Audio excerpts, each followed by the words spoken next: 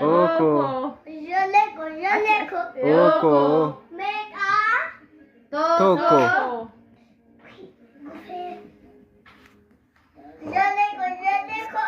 Oko. Oko. Oko.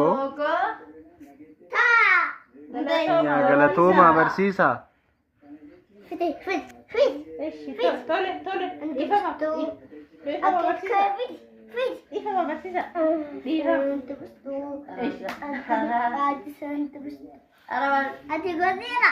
Gobaziidhaan. Gobaziidha.